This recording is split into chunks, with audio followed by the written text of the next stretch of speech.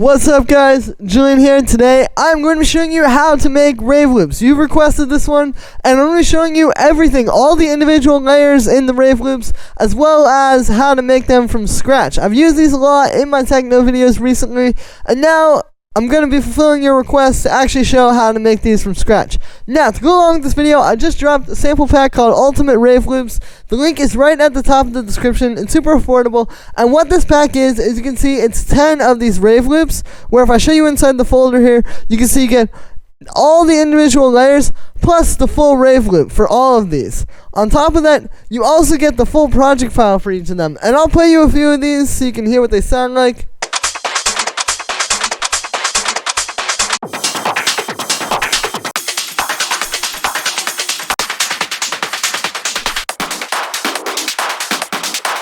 So again, it's the same type of rave loops you guys have been seeing me use in a lot of the videos recently. This pack gives you 10 of these with all the individual layers. So really, you get like hundreds of loops here, plus the full Ableton file for each of them. And on top of that, I've got a bonus pack of effects, a bonus pack of some kick and bass loops, and also a bonus pack with some synth loops, as you can hear. So all of those are included in the pack. You literally get everything you need to make a really powerful techno track with this pack. Don't sleep on this. Again, link is at the top of the description, guys. If you want to be able to take these apart and make your own rave loops from scratch and really figure out how these tracks are working, this is the perfect pack for you. Plus, this really helps support me. I don't make a whole lot off of YouTube, so with these sample packs, you guys get a really solid resource and the benefit of all the effort and time that I put into understanding how these things work. And it also helps support me a lot so I can keep going and keep bringing you guys new videos. Again, these are the rave loops that you guys have been requesting, the ones that I've been using in all the hard techno videos. I'm finally showing you guys how to make them from scratch, so don't sleep on this. Link is at the top of the description. Thank you so much for the support, guys, and let's dive into the video. So this is one of these rave loops. Again, these are the loops that you've been hearing in all my techno videos. They're more like one of the layers for the drums rather than all of the drums, but it's adding a lot of percussion to the beat. And this is essentially the breakdown of how it works. So, a lot of people kind of wonder how these work, because when you hear it, there's a lot of, like when you hear one of these, like if I just go and play like, you know, one of these ones that I've been using in the videos recently that I made a little bit ago.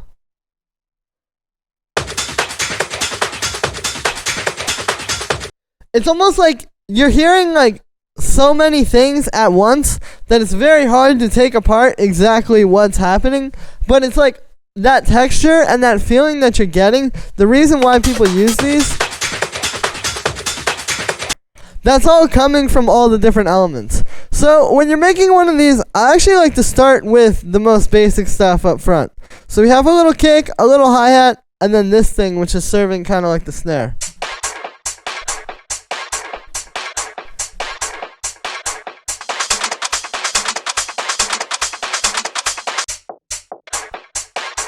Right, so it's just the basic groove, just setting a foundation. Same thing as if you were making a track.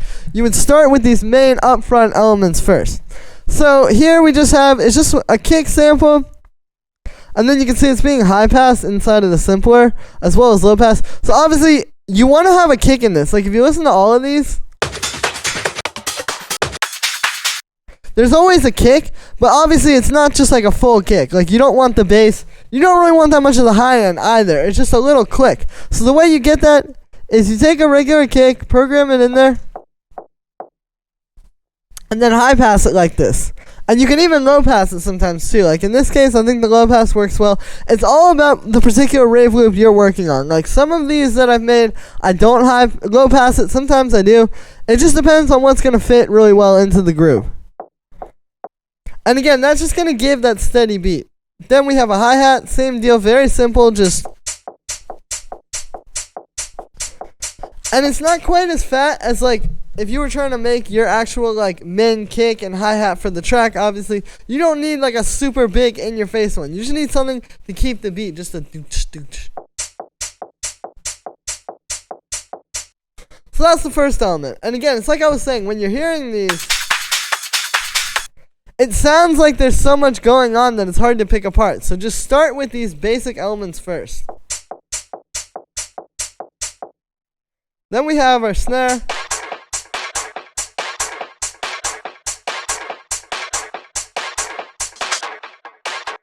And this is where we start getting to using effects. So the way the snare is made is it's actually this like live percussion, like some like hand percussion. Like I'll play you the original loop. Right, like almost like some house like live like hand percussion that was played in and then looped. And then what you do is here you can see, so I've got a filter with a bit of movement on it on the LFO here and some distortion. And see, we're taking just the 2 and the 4. So you have this filter moving and then you distort it. And you can hear it creates some rhythm. So that's the first tip. It's not, the thing about these, it's like not just actually where the percussion is hitting, it's also using a bit of effects to kind of give it that like rhythm and give it that movement. So this filter with the quarter note LFO with some distortion does that very well. And then the other thing that you can use a lot to give it that movement, and you'll see this later in here also, is some delay. So we have some echo there. And just having that like kind of like rhythm just steady going in the background.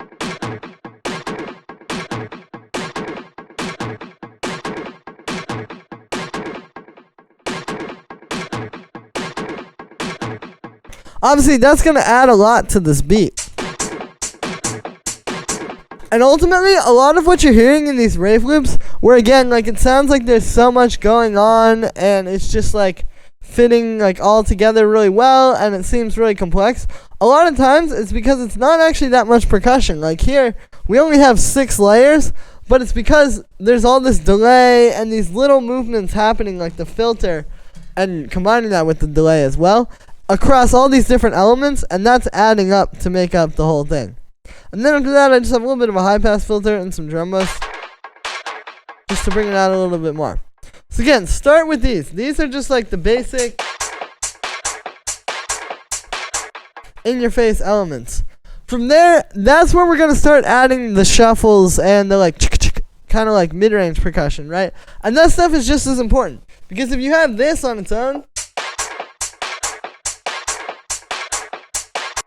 it's going to get kind of flat, right?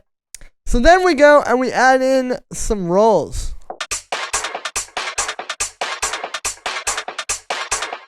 And what these are, it's a very simple pattern. It's just these 2 little percussion hits just going.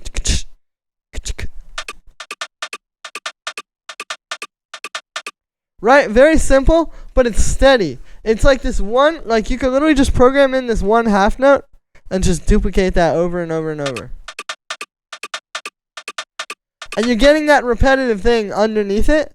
And that just has a high pass and a little bit of drum bus as well to make it a bit more textured.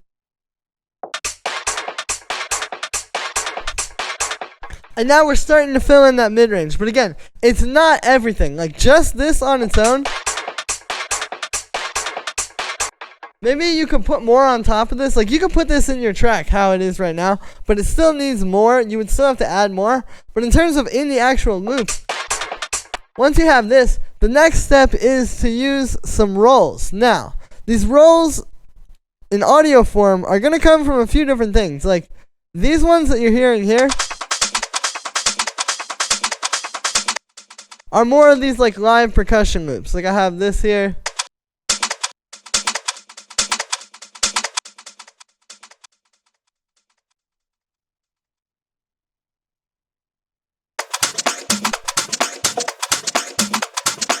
So I really can't overstate that enough. It's like when you're making these, you're gonna have to use some loops. Like it's kind of like that thing where it's like, oh yeah, you know, first I had to synthesize my own kicks, and then that wasn't enough. So then I started recording them with drums, but then that wasn't enough. So then I started making the drums myself. So then that wasn't enough. So then I started making the drum heads myself. and now I'm too busy farming goats to even make music. You know, it's kind of like that type of thing. Like, at some point, you're going to have to use a loop. So what you want to do is, for making these rave loops, basically what the sound is, the loops, and the reason why you can't just only use this these programmed percussions is because essentially this sound that we've all kind of put our fingers on as the like rave loop sound is essentially live percussion being sped up and manipulated. So you need a loop. At some point, you need a loop in there to get that like shuffle. And what's happening here is you get like 2 of them and make them fit together. So we have this one, which is just that, with a filter, a little bit of echo, again, more delay that's adding up throughout the whole track and creating more background percussion, and then a drum bus. And then on the second one, again, just more like live percussion sped up and quantized. And now you can hear how these 2 fit together. And this provides you that steady rolling loop. And this is also why, like, if let's say you just try to grab like a live bongo loop or something like that and just drop it in and speed it up, why that wouldn't really sound right. You need to have 2 of these playing off of each other. That's what's creating the sound. It's the fact that it's these 2 doing what we call call and response. The call is the blue one, the response is the purple one. It's that call and response, which is like a very, very micro thing in your track, but it makes all the difference. And that's essentially the groove.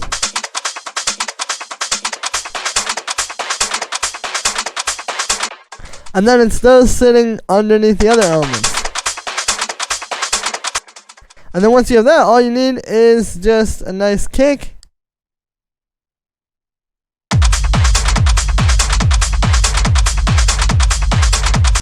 You know, maybe a 909 hi-hat and a ride, and there you go. So that's how you make the rave loops from scratch. Again, it's not that hard. Just start with the main elements up front. Remember that you want to create a lot of movement throughout this, like some filter, LFOs, and delay on multiple different elements, and all of that stuff is going to add up and create all the texture that you hear. These kind of loops are actually not that hard to make. I think it can be very daunting though if you've never seen it before, or if you're just hearing it and you're wondering what's going on. But yeah, I just wanted to make this video. A lot of you guys requested this. You wanted to know how to make these from scratch, and now you've seen it. So thanks again for all the support, guys. Make sure to like this video as well as subscribe, and let me know what you think of this video in the comments. Like I said in the beginning, you can get ultimate rave loops. The link is right at the top of the description. Again, it's 10 of these loops, all with the individual layers you can see inside these folders here. All the individual layers, hundreds of individual loops, plus the Ableton files for each of these. So you can literally just tear these apart, build your own tracks out of these. You know, I wanted to provide something that is not out there on the market. You know, there's Vengeance Club Sounds, there's all that kind of stuff. No one ever did it like this before. Nobody's done a pack where you can really tear these apart and actually understand not just the audio loops, but also the Ableton files too. So it's a really great value. Really don't sleep on this, guys. This is game changing for the style of techno. Also, really help support me. If you guys enjoyed these videos, if I've taught you anything with these videos, if I've taught you anything with this video, and you want to see me keep making more videos, go grab this, because you're going to help yourself make your best possible tracks. Plus, it really helps support me. I don't make a whole lot off of YouTube, but with these sample packs, I'm able to keep bringing you guys new videos every single day. Thank you so much for the support, guys, and I will see you tomorrow with another video.